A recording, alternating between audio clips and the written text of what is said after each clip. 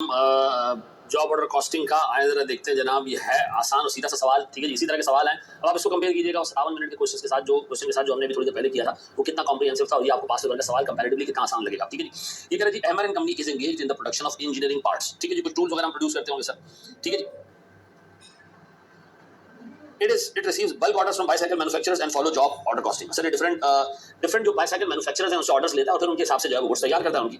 On 1st July 2008, 2 jobs were in progress. ये आ गया हमारे पास opening balances. 2 jobs were in progress. Opening balances A और B का दोनों लास्ट ईयर से स्टार्ट हुए थे। ठीक है, इसकी कोई एंट्री पास नहीं करनी, सिर्फ दिमाग में रख लो कि हमारे पास ओपनिंग बैलेंस है। ठीक है, फिर whereas 2 jobs were open during the year. Sir 2 jobs हमने C और D जो है वो शुरू किए ड्यूरिंग द पीरियड। फिर अच्छा, अब इसमें आपने चीजें देखी, अभी तक कोई ट्रांजैक्शन नहीं हुई, 2 जॉब्स पहले से थी, 2 और शुरू की, सिर्फ इन्फॉर्मेशन है। ठीक है, वो कह रहा हमने इतने रुपए का रॉ मटेरियल जॉब ए को इशू किया, बी को इशू किया, सी को इशू किया, डी को इशू किया, ये ट्रांजैक्शन है मटेरियल यूज करने की।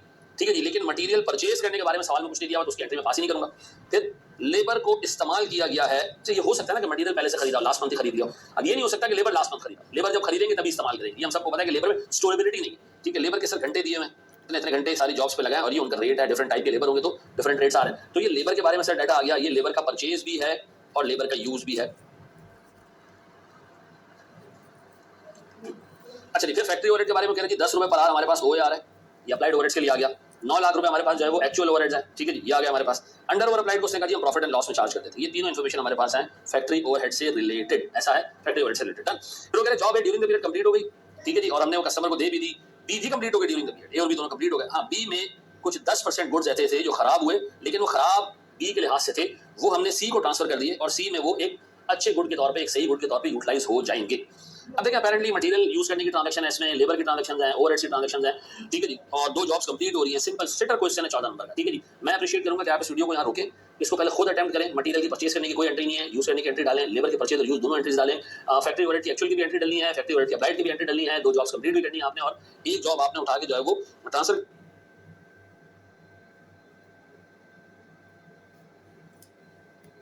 कंप्लीट करने के बाद उसकी कुछ यूनिट सी को ट्रांसफर करने। रोके यहाँ पे, जितना अटेम्प्ट कर सकते हैं करें, मैं आपको करवा रहा हूँ अटेम्प्ट। चलिए हम सबसे पहले एंट्री पास करने जा रहे हैं मटेरियल के यूज करने की, तो मैं डायरेक्ट एंट्री पास कर रहा हूँ जॉब्स को।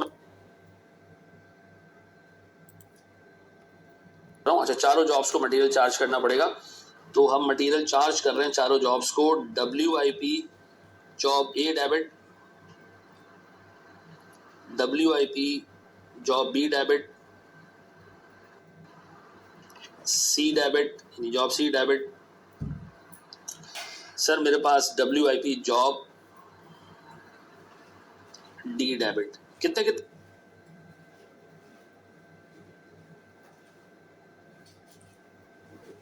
से बाबू? सर 8 लाख, 12 लाख, 15 लाख, 6 लाख। 8, 12, 15, 6, 8, 12, 15 लाख और 6 लाख। और मेरे बच्चों ये सारा मटेरियल मिला जुला के हो जाता है 8 लाख, 12 लाख, 15 लाख और 6 लाख। ये हो जाता है मेरे बच्चों 4, ये मेरे पास 4.1 मिलियन रुपीस का मटेरियल इस्तेमाल हो गया, तो मैंने रॉ मटेरियल कर दिया क्रेडिट। अच्छा, अब ये टेंशन नहीं लीजिएगा कि रॉ मटेरियल आया कहाँ से, भाई ऑलरेडी परचेज होगा, पड़ा हुआ होगा इनके पास, वो इस्तेमाल कर लिया होगा इन्होंने। ठीक है जी, 4.1 मिलियन पहली एंट्री। अब लेबर के बारे में बात करते हैं सर। पहले तो एक काम करो, लेबर को भी चार्ज कर दो, फिर लेबर की पेमेंट कर देते हैं। ठीक है जी, या पहले लेबर का एक्सपेंस भी बुक कर सकते हो। कैसे? आप सर पहले लेबर की कॉस्ट निकाल लो, 20,000 इंटू 20, ये आ जाती है जी 4 लाख रुपए की लेबर की कॉस्ट। फिर सर 30,000 इंटू 18 मेरे बच्चों ये आ जाती है जी 5,40,000 रुपए की कॉस्ट। सर मेरे पास 15,000 इंटू 16, ये 2,40,000 रुपयों की कॉस्ट। सर फिर मेरे पास 18,000 इंटू 15, ये मेरे पास आ जाती है 2,70,000 रुपयों की कॉस्ट। तो टोटल अगर मैं एडअप करूं, टोटल इन सबको एडअप करूं, तो मेरे पास जो लेबर की कॉस्ट बनती है वो बनती है 4,05,40 प्लस 2,40 प्लस 2,70। अब यहाँ कुछ भी नहीं लिखा हुआ कि डिडक्शंस कितनी होंगी, तो मैं एक ही एंट्री पास कर रहा हूं, लेबर कॉस्ट डेबिट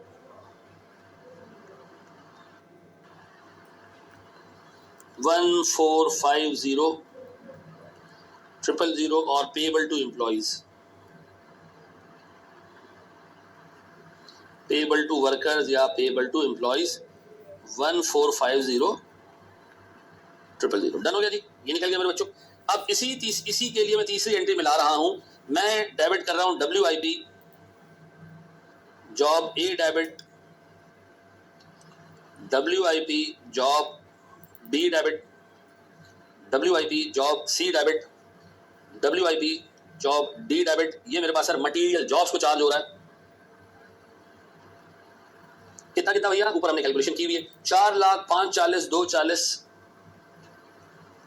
4 लाख 5 40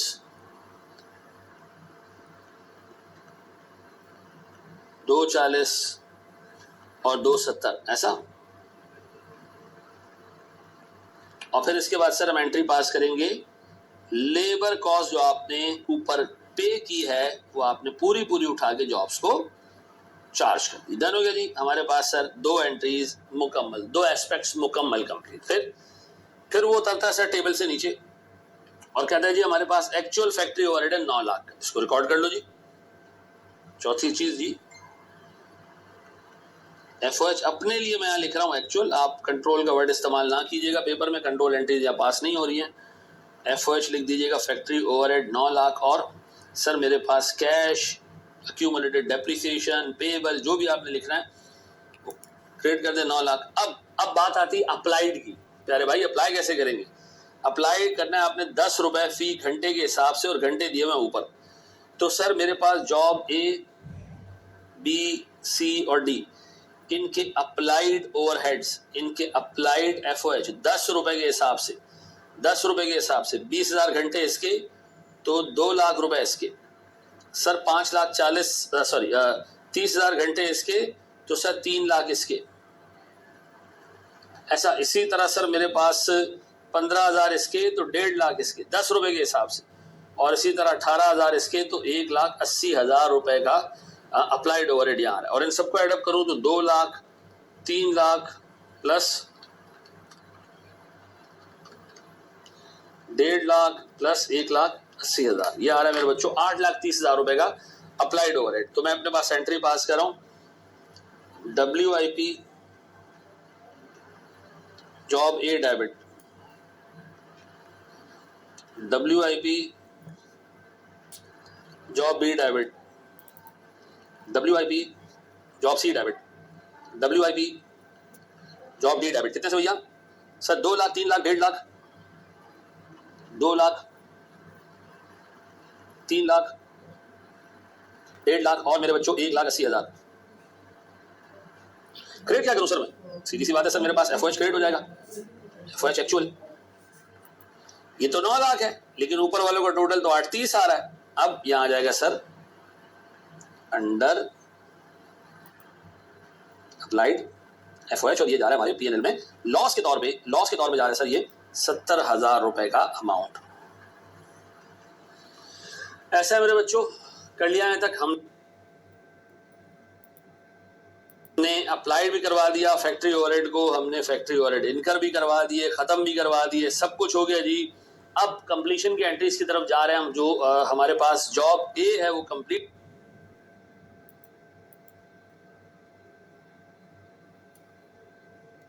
भी कंप्लीट हो चुकी है। तो एक काम करते हैं, हम एक छोटी सी कॉस्टिंग कर लेते हैं जनाब।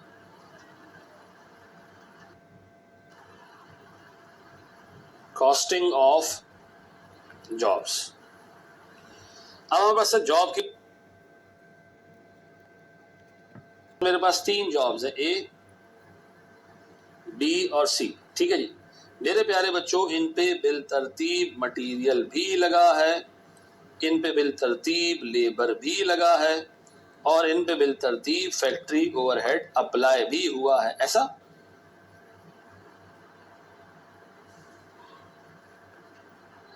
और फिर इनके ओपनिंग बैलेंसेस भी हैं कुछ के। तो मटेरियल कितना कितना लगा भैया? 8 12 15 6 8, अच्छा सी के अलावा डी भी है, सॉरी 8 12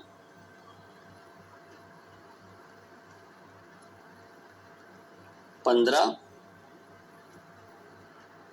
6 लेबर कितना कितना लगा भैया, labour labour labour labour 4 5 40 2 40 2 70 4 5 40 2 40 2 70 factory work कितना अप्लाई किया, 2 3 1.5 80 2 3 लाख 1.5 लाख से 80,000 ओपनिंग बैलेंस है, कुछ हाँ सर है, दो के ओपनिंग बैलेंस है 14 लाख और 25 लाख माशाल्लाह पुराने चावल चल रहे आ रहे हैं। 14 लाख रुपए लास्ट ईयर इस जॉब पे लग चुके थे और इस जॉब पे तो माशाल्लाह 25 लाख रुपए लग चुके थे। अच्छा ये चूंकि नए तो इनका ओपनिंग बैलेंस कुछ नहीं है साहब। अगर मैं आपसे पूछूं भाई इस जॉब पे जो कि कंप्लीट हो चुकी है, ये कंप्लीट है, ये दो इनकम्प्लीट है, ये दो इनकम्प्लीट, अगली दफा ओपनिंग WIP में जाएंगी, जो कंप्लीट हो चुकी है 8 lakh plus 4 lakh plus 2 lakh plus 14 lakh माशाल्लाह जी, ये हो गया जी 28 लाख रुपए इस जॉब पे टोटल लग चुके हैं। 14 लास्ट ईयर लगे थे और गालिबन मटीरियल लेबर वगैरह डाल दो तो 14 इस साल भी लग गए।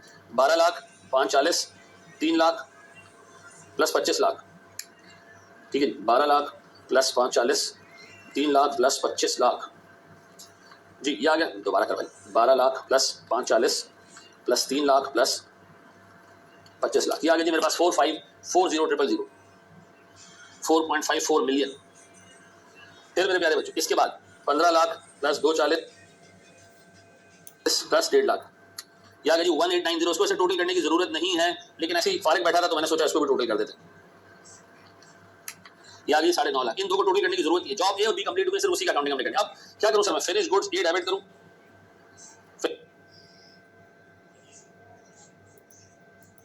फिनिश गुड्स जॉब ए डेबिट करूं, मैं फिनिश गुड्स जॉब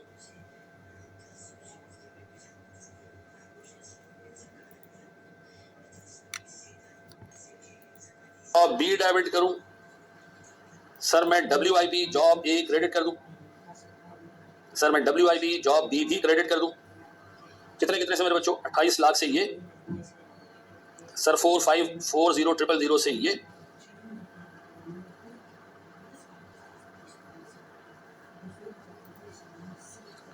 अब ये तो हो गया फिनिश्ड। लेकिन एक प्रॉब्लम है, वो प्रॉब्लम ये है कि भैया जो बी है ना, जॉब बी, इसके कुछ 10% यूनिट ऐसे जो सही नहीं है, तो इसमें से हमें ट्रांसफर करने पड़ेंगे किसको, सी को। तो मैं फिनिश गुड्स जॉब बी को डेबिट कर रहा हूं, 10% का मतलब है 454000 और जॉब सी को डेबिट कर रहा हूं सर, ठीक है, ये जॉब सी में भेज रहा हूं और फिनिश गुड्स जॉब बी से निकाल रहा हूं इसको। क्यों, क्योंकि सर ये वहां यूज हो जाएंगे प्रॉपर्ली, यहाँ के हिसाब से खराब है, वहां के हिसाब से यूजेबल है। तो फिर जॉब ए का क्या हुआ सर, वो हमने कंप्लीट करके कस्टमर को दे दी, तो उसको कॉस्ट ऑफ गुड्स सोल्ड में डाल दो।